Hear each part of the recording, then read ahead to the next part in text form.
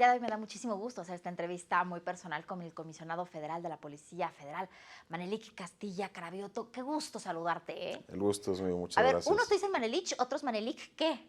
¿Cómo se pronuncia? El nombre es de una poesía de Antonio Mediz Bolio y es Manelik.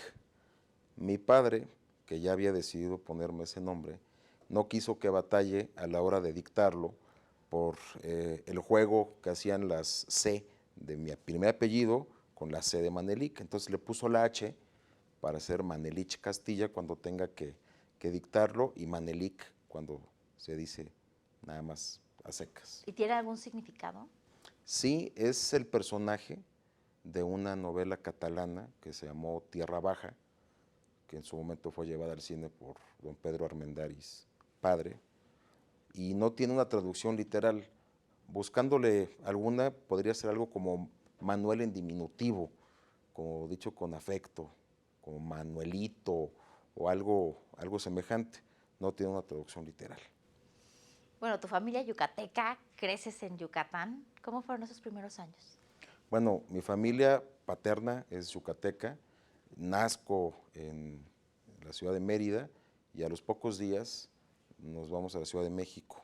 De 11 días me trasladan a esta ciudad, pero toda mi infancia estuvo marcada por los 3 viajes que en aquel entonces hacíamos a Yucatán, en Semana Santa, en verano y en diciembre. Posteriormente regresé a hacer la secundaria, los 2 primeros años de secundaria y la mitad de tercero. Por una necesidad que teníamos de volver, pues se interrumpió mi estancia allá, pero es un estado al que amo, yo tengo mucho cariño y a la fecha tengo buenos amigos. Tus abuelos de allá. Sí, por parte de mi padre, no tuve el gusto de conocer a mi abuelo paterno, a mi abuela sí, muy yucateca, una mujer que además hablaba maya y castellano, que cocinaba delicioso y tengo muy buenos recuerdos de ella. Empiezas a trabajar muy chiquito, me llama la atención. A los 13 años tu primer empleo fue cubriendo un informe de gobierno como periodista. Bueno, antes de eso tuve un primer empleo que le dimos mucha seriedad mis hermanos y yo como vendedores de tablas de cocina. Y todavía recuerdo muy bien el eslogan. Eran tablas de cocina para picar que no guardaban olores ni hacían hebra al cortar. Teníamos un vecino que tenía una maderería y nosotros queríamos ganarnos nuestro dinero y mi papá nos dio permiso de emprender. Después, gracias a un hermano de mi papá, que es un periodista de muchos años, que afortunadamente todavía vive. ¿Quién es? Manuel Castilla Ramírez, que fue reportero del Excelsior, del Universal, de muchos medios. Y en aquella etapa él había pasado a ser parte de la estructura del gobierno de Campeche. Entonces me dio la primera oportunidad de probar mis aptitudes en comunicación social y me mandaba a grabar entrevistas, a usar el telefax. Y se hizo un trabajo formal, fue mi primer empleo. Regresando, yo seguía trabajando en la representación del gobierno y lo hice por muchos años en Pero temas de también escribías tu comunicación. columna.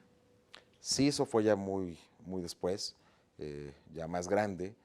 Tuve la oportunidad de también ser corresponsal de algunos medios a los que él me acercó y finalmente acabé siendo la columna parlamentaria de un periódico que era La República y cubría la fuente legislativa.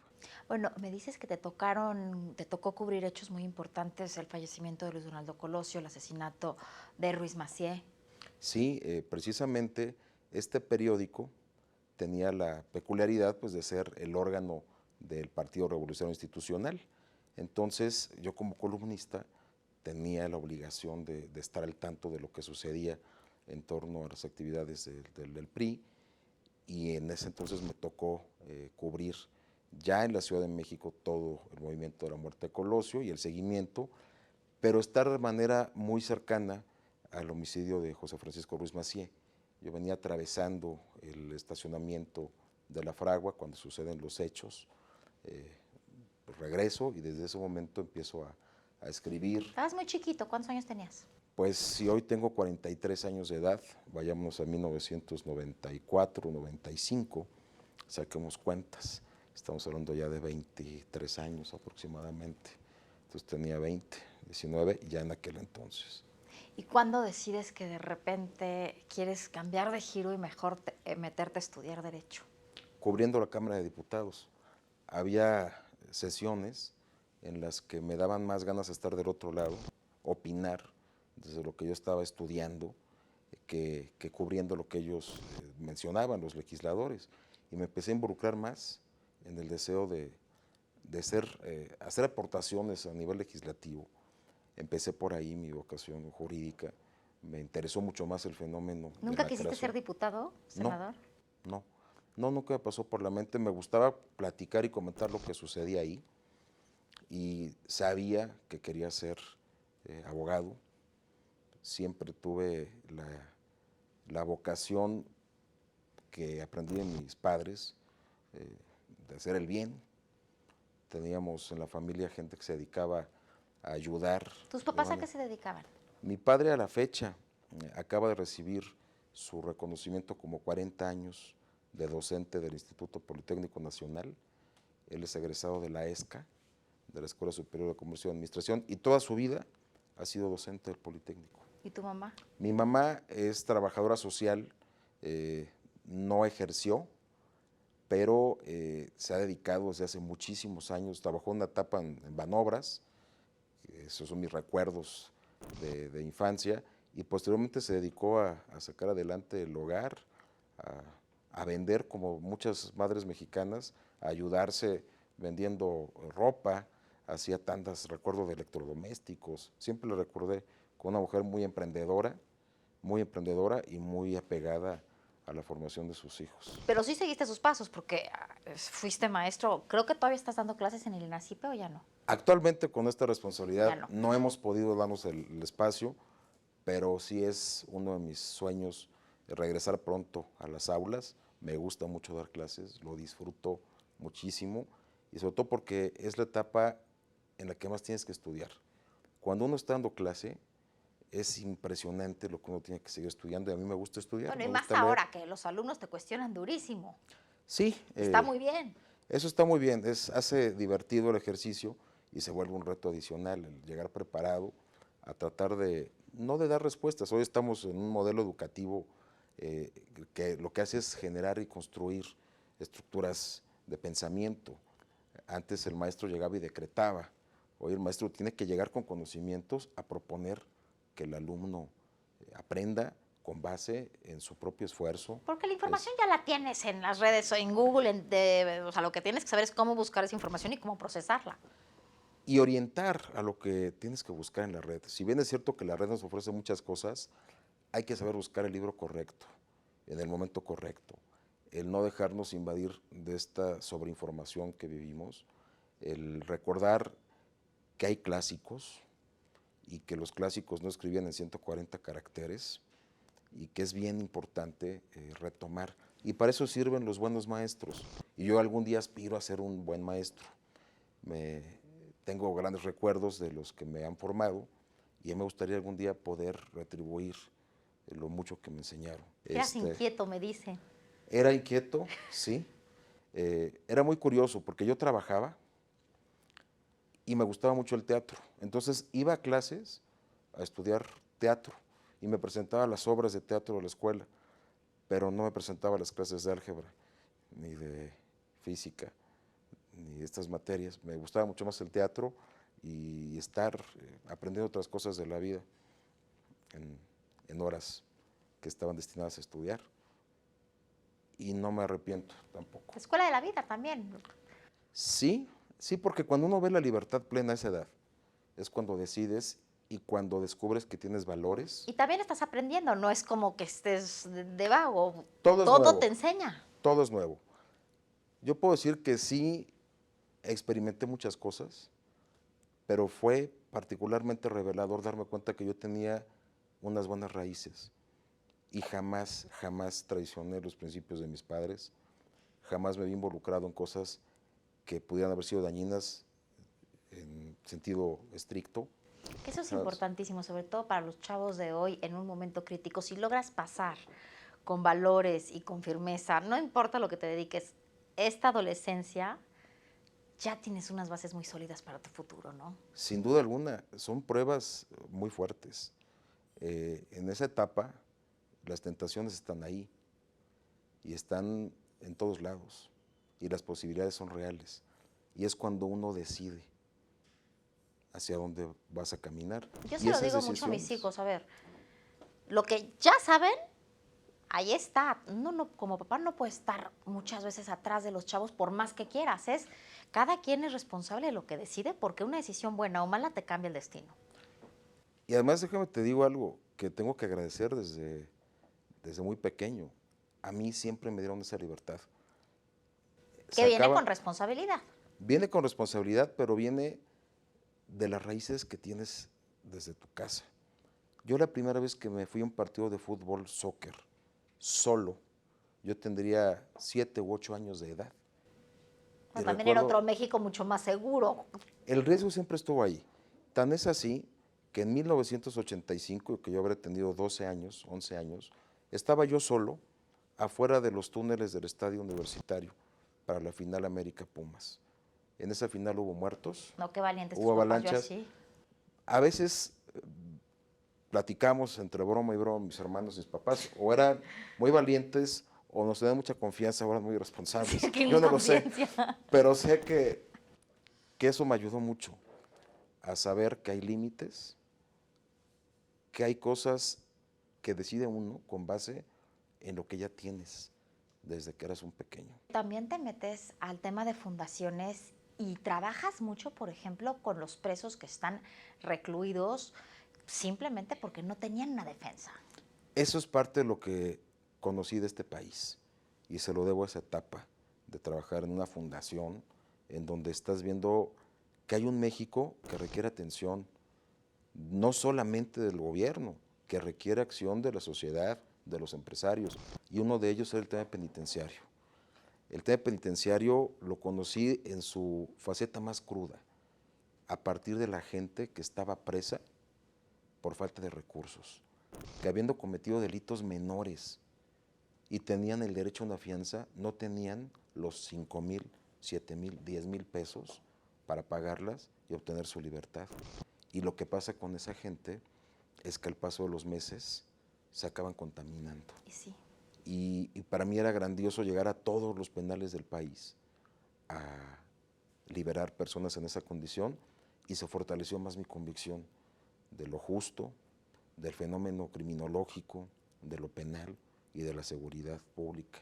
Y es cuando Que haces ya tu especialidad en el INACIP, en el Instituto sí, Nacional fue de Ciencias simultáneo, Penales. fue simultáneo. Yo hice mis estudios de posgrado ahí.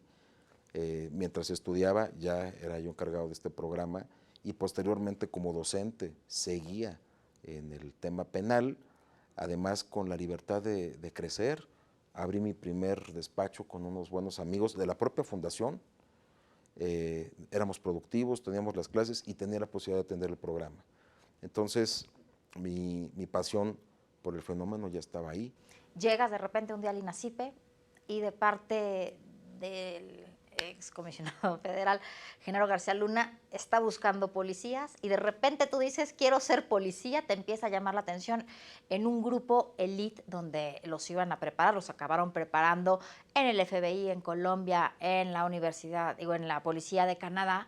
Estaba yo dando mis clases cuando me mandó a llamar el director del INACIPE, que hoy nuevamente es director del INACIPE, Gerardo Laviaga, y me dice, hay un proyecto muy importante en la Secretaría de Seguridad Pública para el que quieren abogados, académicos, y va a haber una reunión con el secretario.